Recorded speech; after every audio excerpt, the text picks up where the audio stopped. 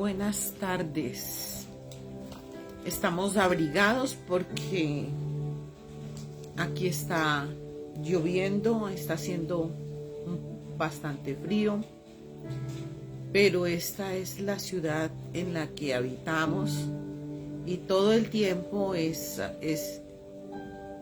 sido fría, sino que en estos últimos años hemos experimentado calores inusuales debido al cambio climático. Pero quiero contarles, queridos, que cuando yo llegué a esta ciudad, cuando yo llegué a este lugar, tenía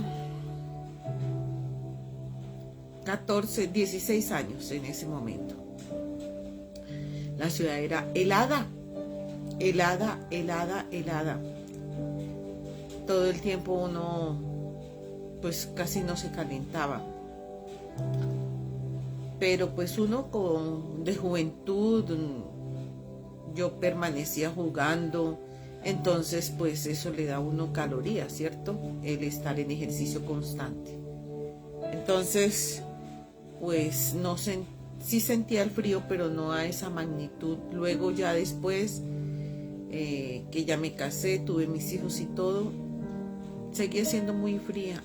Hace un tiempo para acá, digamos 25 años tal vez, o un poco más, pongámoslo en 30, empezó a cambiar el ambiente de esta ciudad, la parte que ya empezó a hacer más calorcita, y ya vivíamos aquí, toda la familia aquí en Bogotá. Y ahora se ha contrastado el clima, porque en unas épocas últimamente es muy caliente para nosotros los que ya habitamos aquí de hace muchos años, y para los nacidos de aquí también, porque mis hijos son nacidos acá. Pero se ha contrastado el clima a tal forma que en algunos momentos cuando dice hacer calor, hace calor. Y cuando dice estar frío, es frío. Vienen las dos temperaturas. Bueno, queridos, y sin más charla, vamos a entrar en materia porque hay mucho que evacuar en este día. Hay mucho que el Señor nos está enseñando, nos está entregando para poder entregarlo también a cada uno de ustedes. Entonces este es el tiempo en el que vamos a aprender.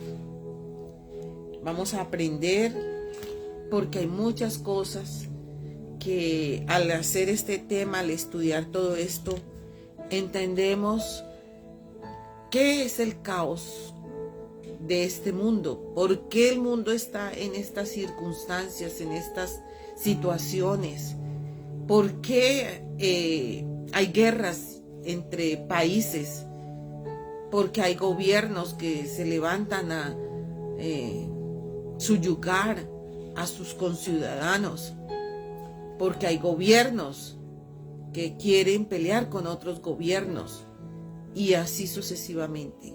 Y todo tiene un principio, todo tiene una razón de ser.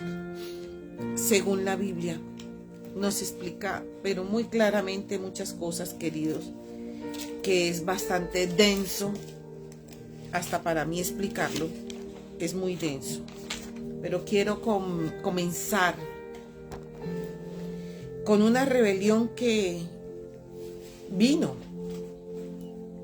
y lo vamos a mirar en dos escrituras. Vamos a mirar esas rebeliones en dos escrituras, en Isaías 14 y en Ezequiel 28, y ya muchos saben de qué vamos a hablar, ¿cierto? Entonces queremos tener esta profundidad de la palabra, y queremos saber que realmente lo que Dios nos está diciendo es así. Tengo dos Biblias para poder escudriñar. Esta es una Biblia de traducción americana. Es una Biblia que viene traducida desde la misma, desde Estados Unidos. Esta es otra Biblia hermosa, también Reina Valera, pero más actualizada, y es una Biblia de estudio. Esta también viene de Estados Unidos, de Illinois, esta Biblia. Y quiero decirte por qué 2 Biblias. Es más, tengo otra aquí en el teléfono, que es la Biblia Kadosh, con el lenguaje específico de la nación de Israel, con traducción del hebreo. Quiero decirte por qué, porque quiero que cada uno de nosotros mire un panorama global. En unas escrituras, en unas Biblias nos habla más ampliamente del tema, otras un poco más reducidas. En esta encontramos unas cosas maravillosas, pero la otra como que complementan eso que estamos tratando. Ezequiel 28 está hablando de la caída del enemigo, y es así como dice: vino a mí palabra del Señor diciendo: Hijo de hombre, levanta endecha sobre el rey de Tiro y diles: así ha dicho el Señor, eras el sello de la perfección, lleno de sabiduría y acabado de hermosura. Está hablando en esta parte de un reino. Lo coloca en términos terrenales, pero es un reino que es espiritual. ¿Por qué? Porque lo que se está hablando aquí es sobre lo que el enemigo hizo en la caída y lo que pasó en ese momento. Ezequiel 28 dice,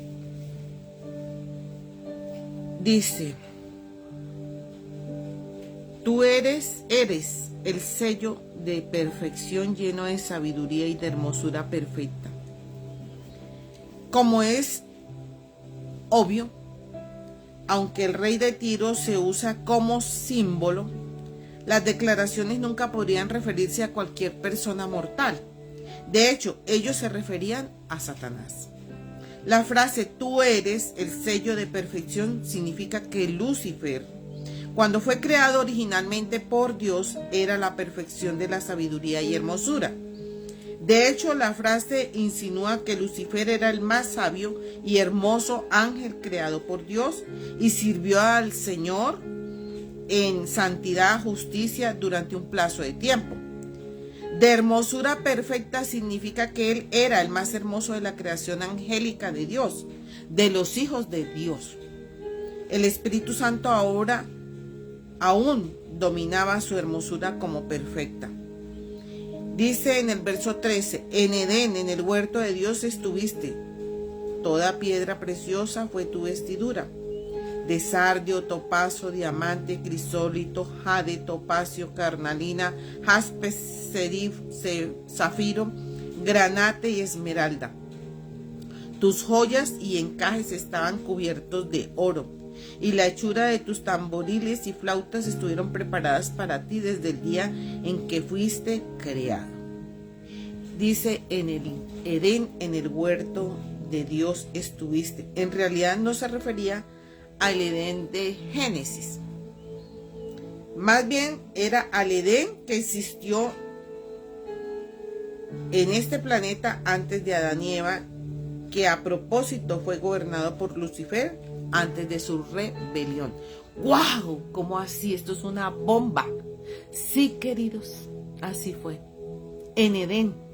No fue este Edén, porque acordémonos que en Génesis 1 dice, en el principio creó Dios los cielos y la tierra. Habla de esa parte primera de creación. Luego en el verso 2 habla, y la tierra estaba desordenada y vacía. O sea que ¿qué hizo el enemigo? Venir a desordenar ese Edén que había primero, antes de que fuese Adán y Eva, de que estuvieran en el Edén que el Señor hizo para ellos. Dice así, Toda piedra preciosa fue tu vestidura se presenta una forma muy similar a la vestidura del sumo sacerdote en Israel. La hechura de tus tamboriles y flautas tiene que ver con la música. Hay toda indicación que el liderazgo de Lucifer tenía algo que ver con la adoración a Dios. Además, él es llamado Lucero, hijo de la mañana. Isaías 14:12. Y ahorita vamos a ver esa palabra. Cuando la tierra fue originalmente creada, las escrituras dicen: a una cantaron las estrellas de la mañana y gritaron de alegría todos los hijos de Dios. Y eso está en Job 38:4-7, para que lo vayas buscando o lo escribas allí. Por lo tanto, si la expresión hijo de la mañana se puede entrelazar a las estrellas de la mañana, estos pasajes nos dicen que Lucifer, al menos antes de su caída, fue enormemente usado para dirigir la adoración a Dios. De hecho, esta es precisamente la razón por la cual Satanás ha hecho todo dentro de su poder para corromper la música del mundo. ¡Wow! Todo lo ha hecho para corromper. Claro, él sabe todos los instrumentos, sabe cómo se pueden manejar, sabe cómo se deben tocar. Y si vamos a mirar, la música del mundo está corrompida. Aún los bailes, queridos. Si vamos a mirar la forma en la que se toca la música de hoy en día y los bailes relacionados con eso incitan a la sexualidad, incitan a la depravación, incitan a todo aquello que tiene que ver con alucinógenos, ya para sentir cosas diferentes. Entonces las personas que van a los diferentes conciertos que se hacen hoy en día, van pero dopados, como somnolientos, para supuestamente sentir cosas diferentes y raras. ¿Quién hizo eso? Lo hace el mismo enemigo, Hasatán, porque él conoce la música, él conoce la adoración. Dice: puesto que el libro de los Salmos es el libro más extenso de la Biblia, aprendemos de esto que la música y el canto están entre las formas más altas de adoración al Señor. Y sigue diciendo en el verso 14: tú, querubín grande que cubre, yo te puse en el santo monte de Dios, allí estuviste, en medio de piedras de fuego has andado. Tú, querubín grande que cubre, significa Lucifer fue escogido y ungido por Dios para una tarea y servicios particulares. Probablemente esto era la adoración a la cual acabamos de decir. En el santo monte de Dios allí estuviste. Habla de un lugar y posición con relación al trono. Con relación al trono. En medio de piedras de fuego has andado. Tiene referencia a su cercanía al trono. Además, la frase has andado parece implicar que no a cualquier ángel se le hubiera dado tal libertad. En el verso 15 nos dice: perfecto eras en todos tus caminos, desde el día en que fuiste creado hasta que se halló en ti maldad. Hasta que se halló en ti maldad. El orgullo fue la forma de iniquidad. La rebelión de Lucifer contra Dios probablemente causó la catástrofe que aconteció entre el primero y segundo versículo de Génesis en el capítulo 1. ¿Cómo así? ¿Eso pasó? Sí, queridos, eso pasó. Yo he estudiado la palabra y desde el primer día que yo empecé a leer las escrituras, no me lo dijo ningún exégeta bíblico, no me lo enseñó una iglesia ni un instituto bíblico, pero el Espíritu Santo me mostró que había algo que había allí dividido. Entre el versículo 1 de Génesis 1 y el versículo 2 de Génesis 1 había una separación enorme. había ocurrido algo diferente. Y yo seguí estudiando porque a mí en ese tiempo era el Espíritu quien me llevaba a mirar las Escrituras. Porque yo iba a la iglesia, yo me congregaba, yo estaba todo el tiempo allí, pero había fuego dentro de mí que me llevaba a estar. Mire, eras de las personas, otra amiga y yo junto con mi madre, nosotras pasábamos después de llegar de la iglesia entre semana y después el domingo y toda la semana pasábamos horas metidas en las Escrituras. No era un ratico, no, eran horas, haciendo estudios propios. La una decía, yo encontré esto, la otra decía, uy, mire, esto complementa esto, ¿no te parece? Y todas nos íbamos alimentando por el Espíritu. Entonces, en este punto, desde este primer momento que tuve en mi mano una Biblia, fue lo primero que vi. Y después con más estudios y todo, he comprobado realmente que eso ocurrió. Algunas corrientes dicen que no, otros piensan de otra manera, pero yo pienso como a mí me ha sido enseñado por el Espíritu. Y después, en el Instituto Bíblico. Dice en el capítulo, dice aquí en el 14, que estaba en el santo monte de Dios. Dice, perfecto eras en todos tus caminos desde el día en que fuiste creado hasta que se halló en ti maldad. Y allí vamos a encontrar lo que hablamos del capítulo 1 de Génesis, ¿no?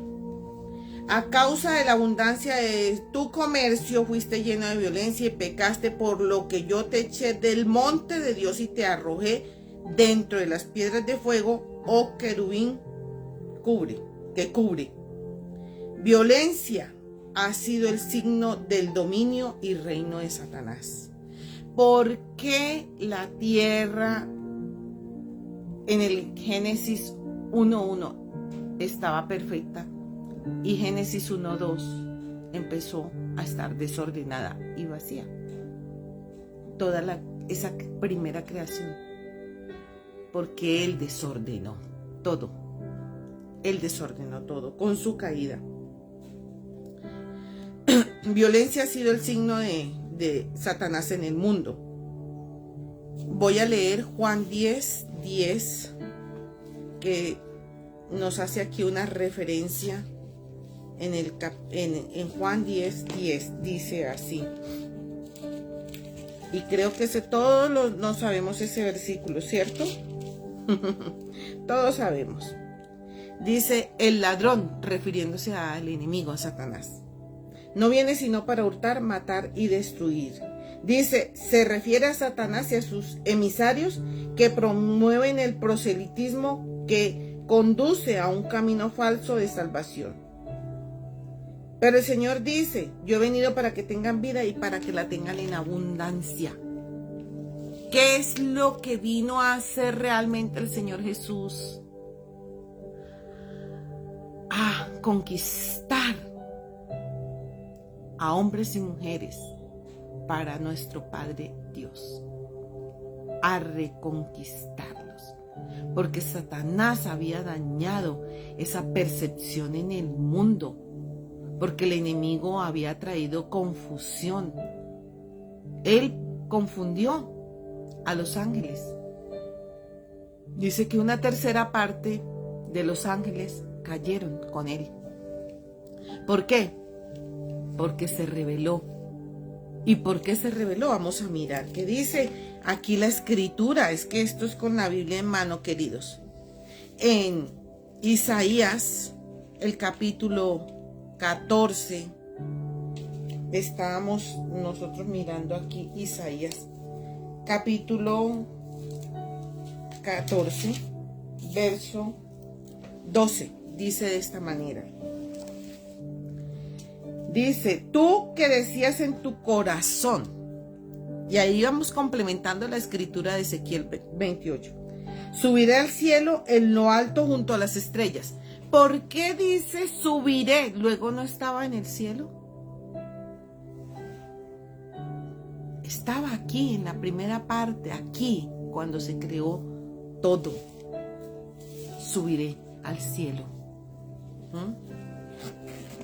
Subiré al cielo. Y en Job nos habla, cuando se le presenta la prueba a Job, dice que él anda por toda la tierra, pero también sube al trono de Dios para ir a poner, para ir a dar su estimado, para ir a dar su informe de lo que ha hecho. O sea que él iba y venía, ¿sí? Tú que decías en tu corazón, subiré al cielo, en lo alto junto a las estrellas de Dios, levantaré mi trono. Habla de las estrellas de Dios, allí son los ángeles. Y en el monte del testimonio me sentaré al lado del norte. Sobre las alturas de las nubes subiré y seré semejante al Altísimo. Y aquí es donde Dios le dice, mas tú derribado eres hasta el Seol, a los lados del abismo. Se inclinarán hacia ti los que te vean, te contemplarán diciendo, ¿es este aquel varón que hacía temblar la tierra, que trastornaban los reinos, que puso el mundo como un desierto, que asoló a sus ciudades y a sus presos nunca abrió la cárcel? Todos los reyes de las naciones y todos ellos yacen ahora cada uno en su morada. Pero tú echado eres de tu sepulcro como vástago abominable, como vestido de muertos pasados a espada, que descendieron al fondo de la sepultura como cuerpo hollado. Y no será contado con ellos en la sepultura, porque tú destruiste la tierra, mataste a tu pueblo. Dice así.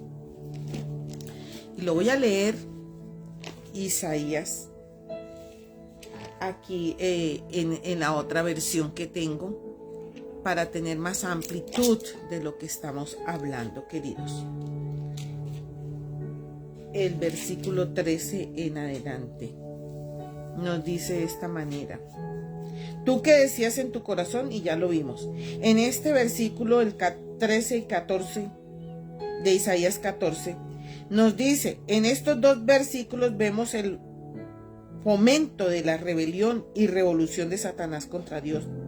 Parece que Lucifer, mientras era fiel al Señor, fue dado o denominado sobre la tierra, que era antes de Adán.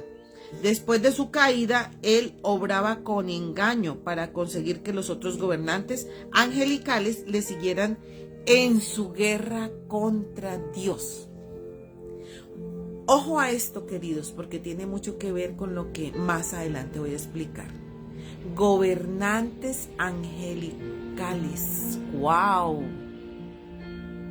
O sea que Dios le dio gobierno a otros seres angélicos, a otros seres o dioses, Elohim, que estaban con él. Eso lo vamos descubriendo más adelante. Pero ciertamente el infierno será batido y a lo más profundo de la fosa. Esto será el destino de Satanás y todos los que buscan ser semejantes a Dios, pero en una manera equivocada, en efecto, por medio de hacerse ellos mismos dioses. Ahora, la profecía se vuelve al anticristo. Sabemos esto porque se dirige a él por medio de decir, es este el varón. Verso 17 dice que convirtió al mundo en un desierto y destruyó sus ciudades. El debut del anticristo, ya aquí está hablando del que va a venir, el anticristo. Y dejamos ahí esa parte, porque eso es una connotación hacia el futuro de lo que ha de acontecer. Pero en este momento estamos mirando la primera rebelión que hubo en toda la creación de Dios. La rebelión de estos seres angélicos, de estos seres o dioses, Elohines. En el término hebreo, Elohim se le da ese nombre no solamente a nuestro Dios. En el término hebreo se dice Elohim a todos las criaturas o a todo ente espiritual, a toda personificación espiritual en los cielos y en la tierra. Y después les explico por qué en la tierra. Entonces aquí estamos viendo que hubo una primera rebelión, ¿cierto? Y después dice, como caíste, oh lucero de la mañana, como caíste, o sea, cayó. De la gracia de Dios, cayó. Del lugar donde estaba dominando y donde se paseaba, fue quitado.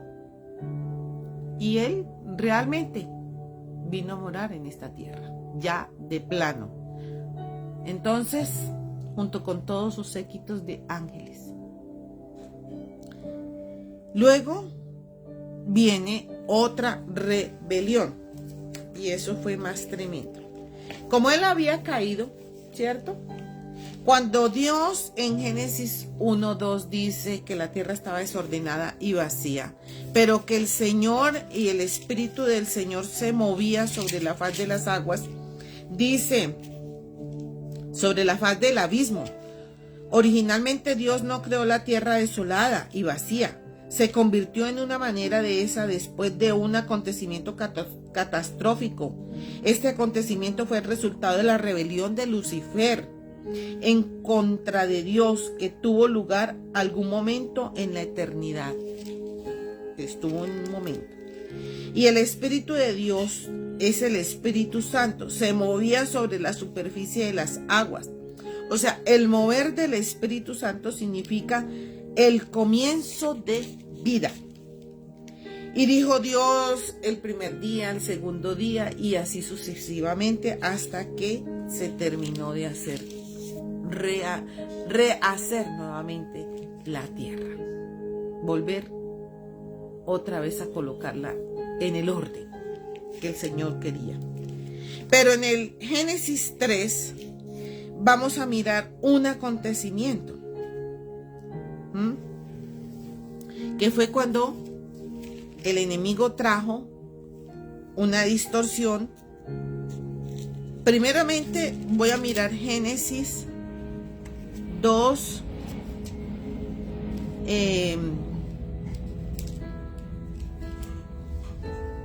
Dice aquí en Génesis 2.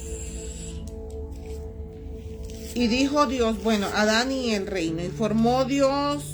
Y formó pues el Señor Dios a la tierra toda criatura y las trajo a Adán para ver cómo la llamaría, y todo lo que Adán llamó a los seres vivientes, ese es su nombre hasta el día de hoy. Y después Dios le da a la mujer, o sea, primero que todo, Dios ¿qué hace? Hace al hombre, ¿cierto? El hombre es una hechura de Dios. Y creó Dios al hombre conforme a su imagen. Está en el Génesis 1, verso 27. Dice, en el texto de algunas versiones la palabra hombre no tuvo el artículo el, pero debe tener el artículo definido y debe leerse el hombre, como en el castellano debiera leerse el Adán. El mismo hombre Adán al que se refiere en 2:7. Estas no son, por lo tanto, dos narraciones de la creación del hombre, sino una declaración divina. A imagen de Dios lo creó. El hombre perdió la imagen de Dios en la caída. Pero observemos lo siguiente, o vamos a meditar sobre lo siguiente. Está el querubín protector, que era hermoso, que cayó, que Dios lo lanzó de su reino junto con los ángeles que vinieron con él, y ve el enemigo que hay alguien diferente en un huerto especial, otro huerto, el huerto del Edén. ¿Cómo así? ¿Quiénes son esos que están allí? se preguntó. Estoy parafraseando. Entonces, como cualquiera se puede preguntar, bueno, ¿y esos qué hacen ahí?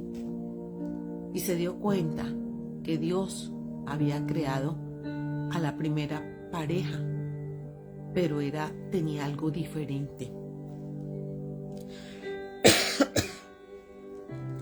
Y creó Dios al hombre a su imagen, a imagen de Dios lo creó. Creó Dios al hombre a su imagen. Tenía algo distinto de la creación angélica y de la creación de todo lo que había en el reino celestial, este hombre y esta mujer, porque dice, lo creó a su imagen y a su semejanza. Esto nos indica que había algo del mismo Dios en ese hombre. ¿Qué era lo distinto que había? Lo que había distinto era espíritu. Sopló ruaj, espíritu sobre el hombre. Ellos eran espíritus, pero incorpóreos.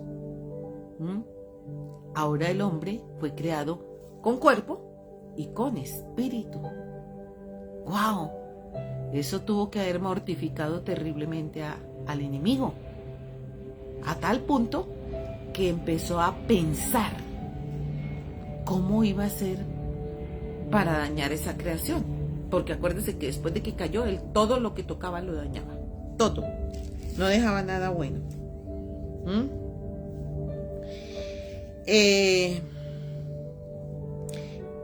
Dice aquí que el hombre perdió esa imagen de Dios con su caída. Sin embargo, la restauración de la imagen se llevó a cabo en la cruz del Calvario.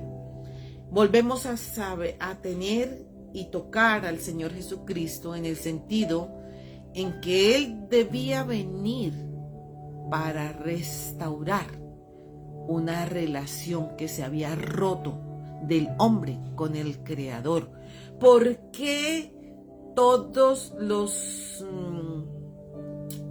siervos de Dios aquí en la tierra nos desgastamos predicando por todos los medios que encontramos? Es por eso, queridos, para que tú, toda tu familia, tus hijos, tu casa, vengan al reencuentro que se había perdido con la primera pareja, y que de ahí para acá toda la humanidad nació sin esa estructura que ellos tuvieron en Edén, porque ellos en el Edén, la primera pareja caminaba con Dios, hablaba con Dios, tenía una relación con Dios, la cual se perdió en el momento en que ellos cayeron y pecaron por hacerle caso, oído al enemigo. ¿Cuál fue lo que vino Satanás a tentar? Se dio cuenta de que Dios había puesto dos árboles. Vamos a ponerlo de una manera figurativa, aunque los árboles eran reales, pero es como cuando yo lo comparo de esta manera, y pues es una manera muy simbólica para poder como que entendamos un poco más. Tú has horneado un hermoso pastel, ¿cierto? Le has puesto de todo, pero tú tienes un chico de unos 3, 4 años y le dices, no vas a tocarme el pastel, no vas a comer, todavía no vas a comer. Y el niño va y le da la vuelta a la mesa y empieza a mirar que el pastel es delicioso, empieza a mirar que qué rico, y de pronto va y coge el dedito y así,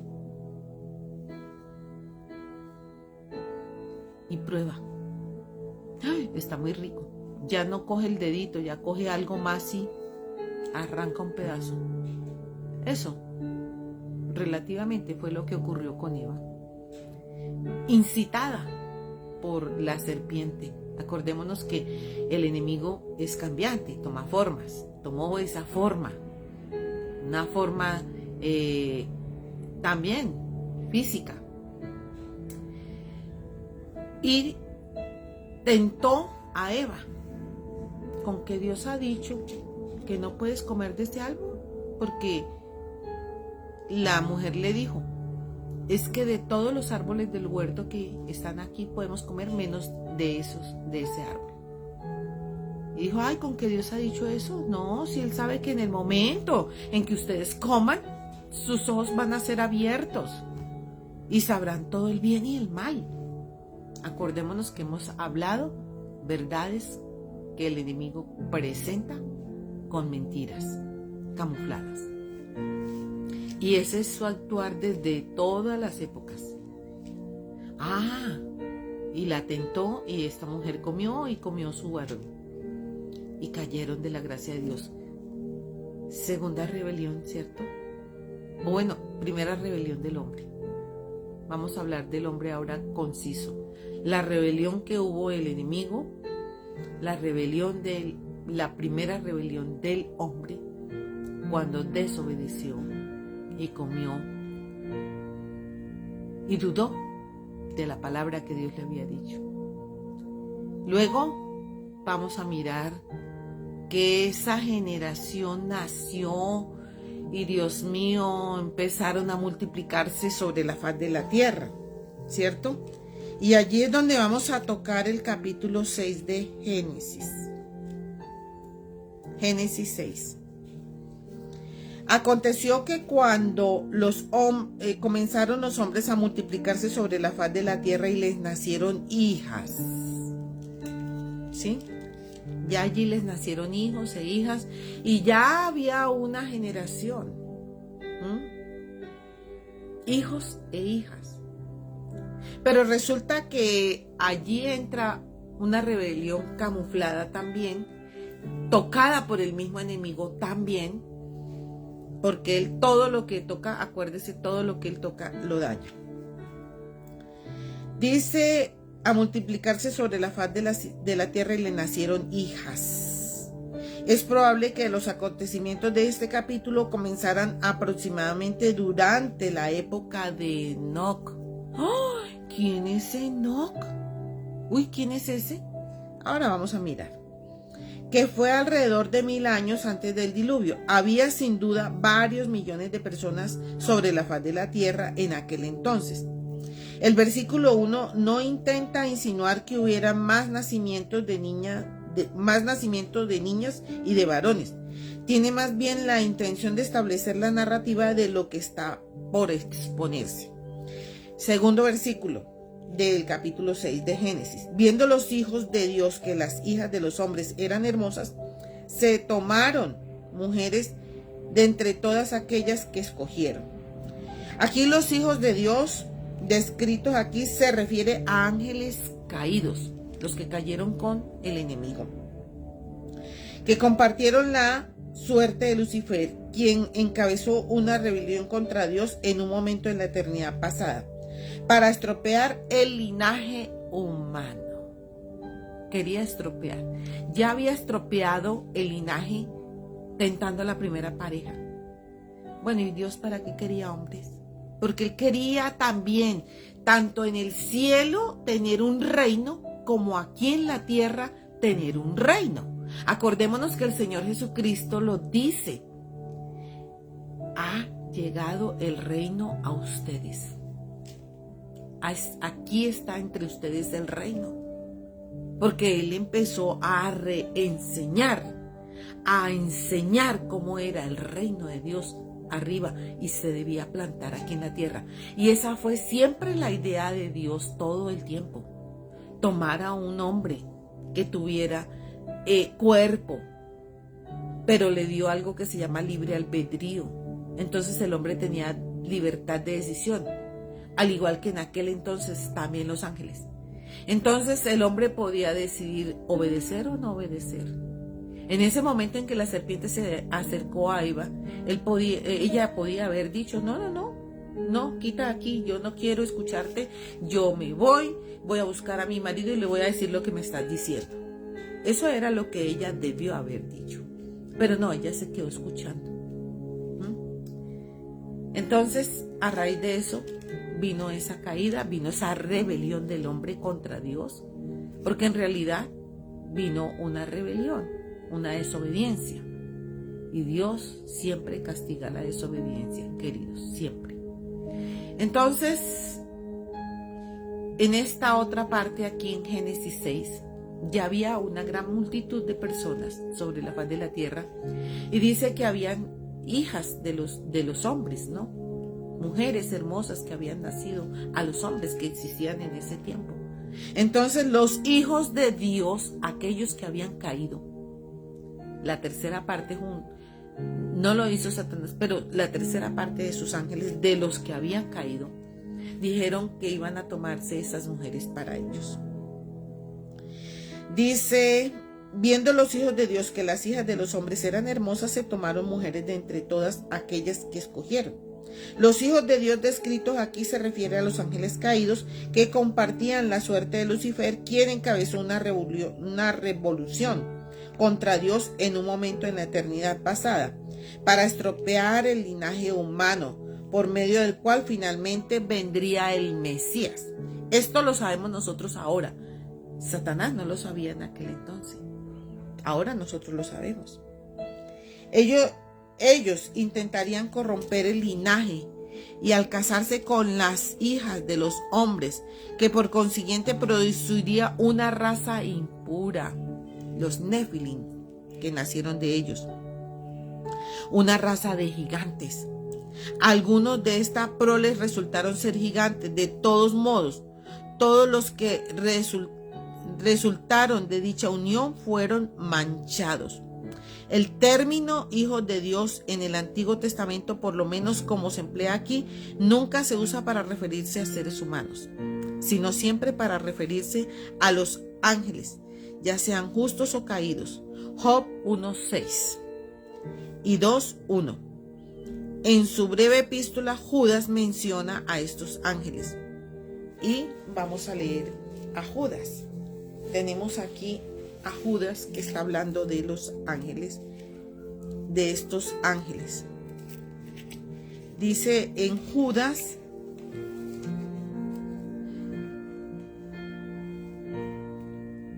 dice, y los ángeles que no guardaron su dignidad. Judas, el único capítulo que hay, pero el verso 6.